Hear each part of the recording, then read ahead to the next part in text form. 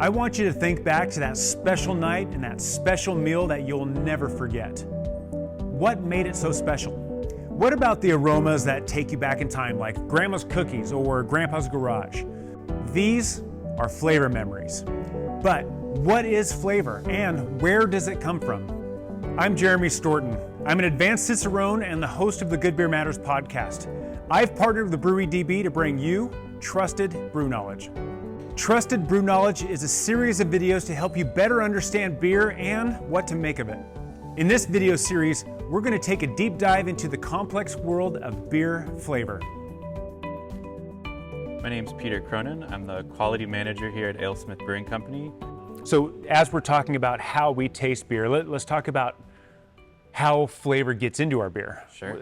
Let's talk about the ingredients first. You know, the basic ingredients in a beer are water, malt, hops, and yeast. Yeah. Talk to me about the flavor that we get from water.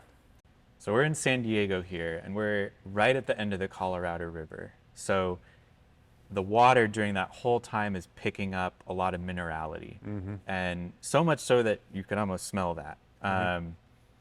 And certainly you can taste it. So a lot of breweries around these parts have good filters to try and bring that down. Most of beer is water. It's going to be your main profile that you're getting. Also, what's cool is when you look at the history of beer, people made recipes that then became famous regional recipes based on water profile. Yeah. So a Munich Helles, or Munich generally known for lovely lagers, soft. Yeah. It's because of that snowmelt water. It's why Coors is located in Golden, Colorado. Is they were German brewers. They wanted a nice snowmelt river and found that perfect river in Golden, Colorado. Whereas Dublin or London, just because of all the limestone there, definitely hard, minerally water. And because of that, they needed to create something a little more malty, something that changed the pH of their mash to extract as many sugars. And to do that, they created stouts and porters. And so the chemistry of water helps bring other ingredients. I think of it like a camera. They're bringing ingredients into focus and out of focus, depending on what's in there. But from the water itself, what flavors do you get just directly from the water, both good and bad? So bad ones would be anything organic.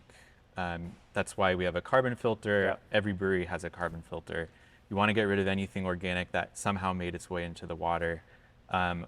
With water itself, most of the flavors I'm getting are salty. A little bit of bitter can happen if the mineral quantity is too high. Okay. And then you're looking at sulfides, so a tiny bit of sulfur note. It's a sulfide, not a H2S or something that's kind of rotten eggy. It should never be that, but it's just a light sulfur note. Gotcha. And one of the other components that I know with municipal water sources, they're almost all chlorinated, and I say almost because I haven't looked at all of them, but they're pretty much all chlorinated. Yeah.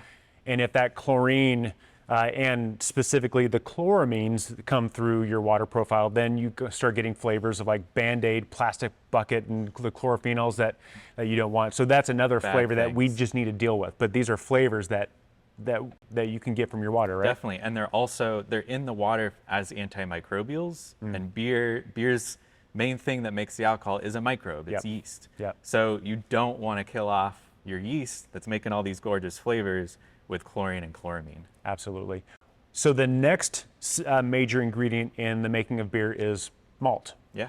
And we're talking just a vast array from the palest pale to the darkest black malt. What flavor profiles can you get out of different malts? The best representation of that is the two beers in front of us, 394 and our Imperial Stout, Speedway Stout. I feel like we need to taste it just to continue the conversation. There you go. Right? This is a pale ale, and what's crazy is the malt between these two beers is about 80% the same. They look completely different though. Yeah. So why do they look completely different? And then that leads to flavor differences. Yeah. Even the foam on top is differently colored, and that's because Speedway Stout as a stout uses roasted barley. Same kind of thing that coffee goes through, a roasting process. 394 as a pale ale, it's a little more classic, so it's a little more copper colored. That is a kind of a caramely malt little Yeah. higher kiln process.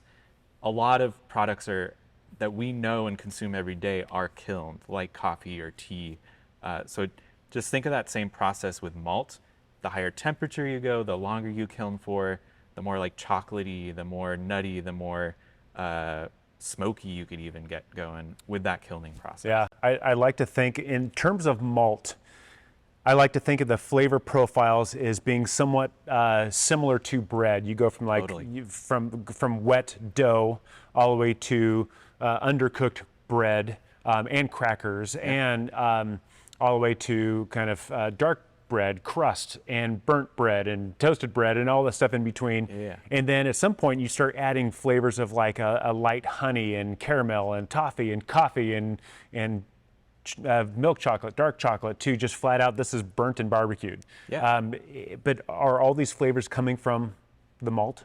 They're coming from the malt. And one great example of kind of this very specific flavor note, they've found these varieties, where they grow, and the perfect kilning process to create a specific note. Like honey malt is a perfect example. It creates a lovely honey note. And then Special B, it's a Belgian malt. It creates this weird raisin note. It's a very raisiny malt. Yeah. So whenever we make a lovely Belgian beer, we want that note in there. It's very classic to the style. So we had Special B. And that's pretty awesome that they've created this whole process to get this kind of fruity, dried fruit note out of the malt. Well, then let's talk about hops. I mean, so if water and malt are the main ingredients, then hops is just kind of like, I think of it as the spice of beer life. Definitely.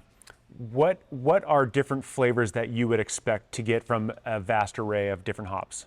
Well, it's crazy because coming from a San Diego brewery, West Coast IPA back in the day, used a lot of like Summit and Warrior and things that could be pretty dank. Or the classic C hops, the Cascades, Centennials, Chinook, very piney, resiny, still with a slight dank note. But you have this, we have all these hop breeds. Our federal tax dollars go to a hop breeding program. That's what's super cool. This is a multi-billion-dollar industry, and the U.S. is one of the best hop growers in the world, and we have a fantastic breeding program.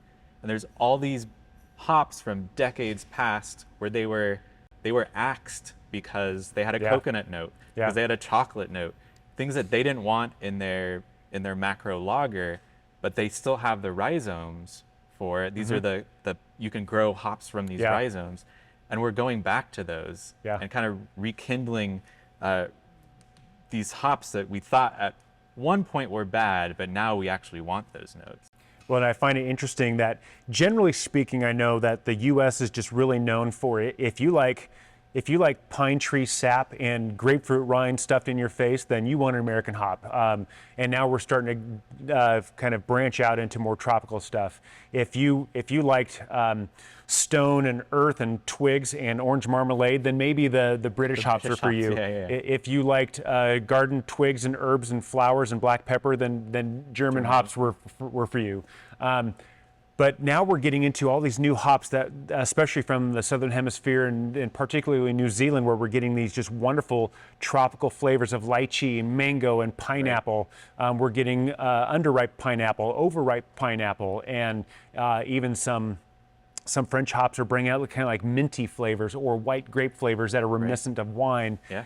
And a lot of this is coming from hops. And I find it fascinating that it's just a plant that looks almost the same to the untrained eye, but you're getting such a wealth of different flavors and experiences out of this one ingredient. And even from the same varietal, from different farms or different hills on every farm.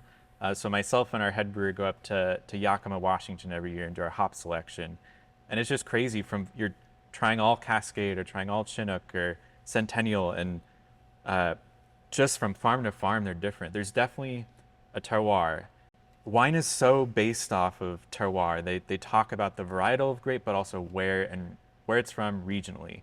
I think we need to start talking about that with beer more, because hops definitely, it changes, and it's not necessarily a bad thing. I've had classic Summit from one farm, and then Summit that's grapefruity. You never get fruit notes from Summit really. It's usually pretty sulfury, kind of garlicky marinara sauce, a little bit of pine note, but that grapefruit note that came out was pretty cool.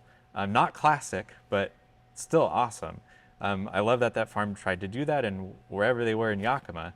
But the New Zealand and Australian hops, I think, are putting some pressure back on us, which we're coming out with Strata and Sabro. We mixed a bread hop. For Sabro, we mixed a bread hop with a wild hop, Neo-Mexicanus, and that created this awesome coconut note, coconut and pineapple, so super tropical. Yeah. I think we're learning a lot from the New Zealand and Australian hop growers on how to breed these hops with some new varieties that we're just finding out in the wild. And I think that's where this is going to continue to be exciting, because we're going to find new flavors and make our beer taste in new ways that we haven't experienced before. Definitely. Yeah.